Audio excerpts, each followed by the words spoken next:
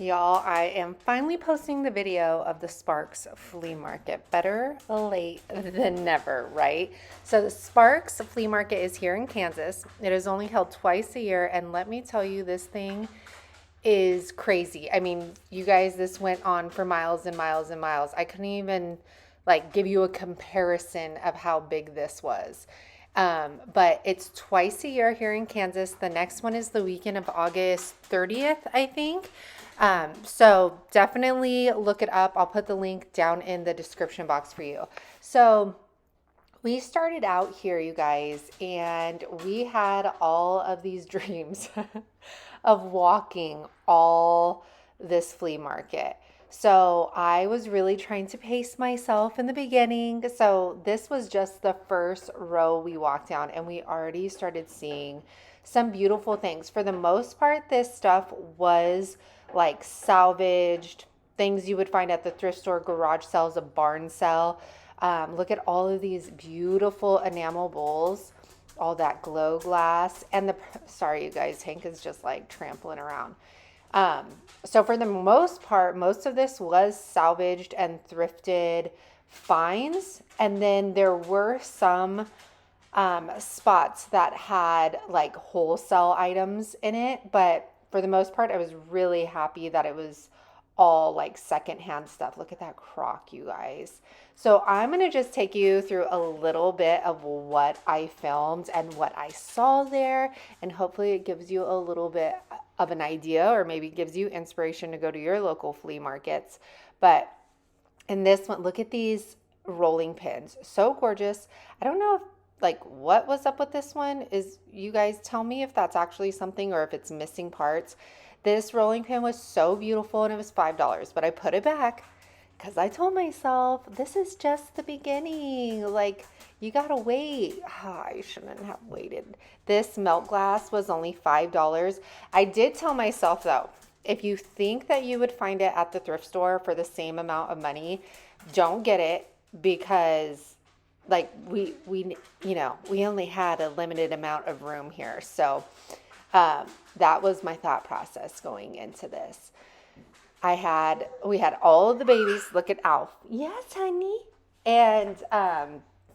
And we walked through here, and then this is, if you guys watch the flea market haul, this table, right? Oh my gosh, if that dog, you guys, we could trim his nails all we want and it still sounds like horses. No, go. And this piece was absolutely beautiful. You guys tell me if you know what kind of glass that is, because it was not melt glass. It was like a creamy color and it was gorgeous. And look at the birdhouse right there. Yep.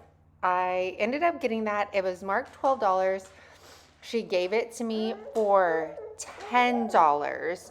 And I thought I might list it on the website now, because at first it was on my shelf, but it doesn't fit there anymore. So look out on the website, because I probably will list this. I do have to fix a piece of the roof.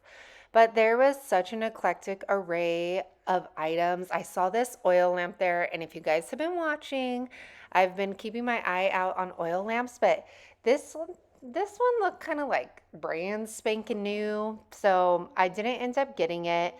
This piece was so gorgeous. Anything that's grungy or looks like tarnished brass, I'm probably going to pick up.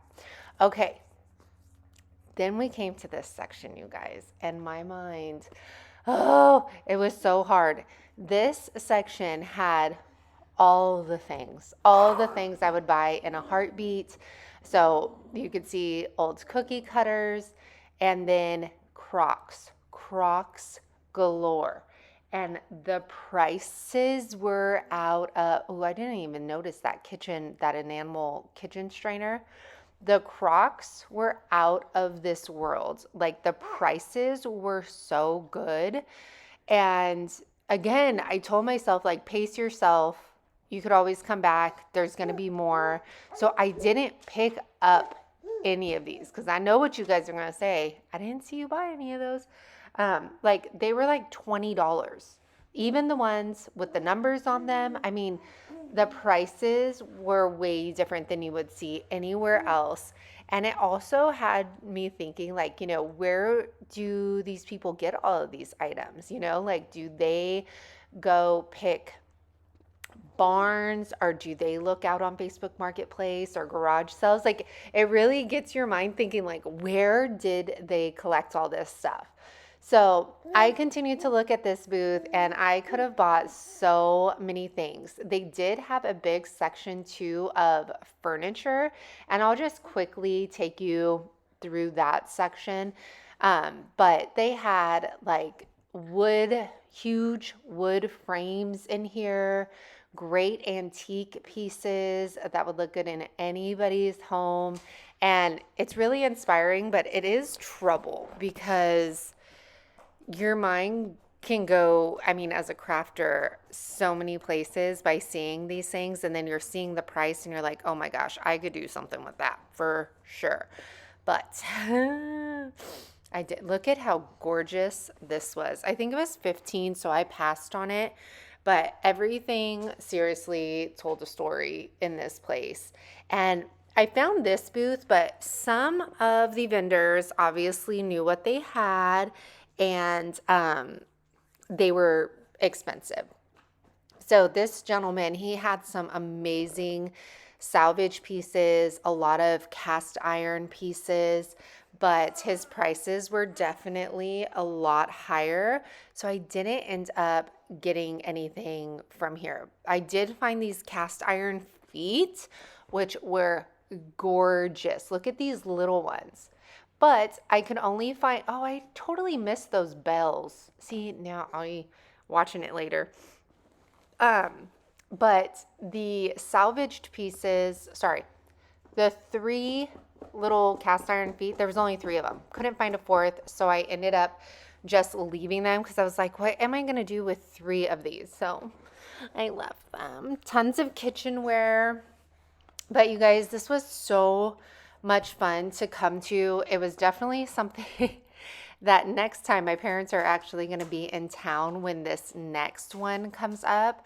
So John and I are going to go by ourselves because as a reseller for the website and for the booth, this like is where we would make the best money because these prices are more like garage sale prices.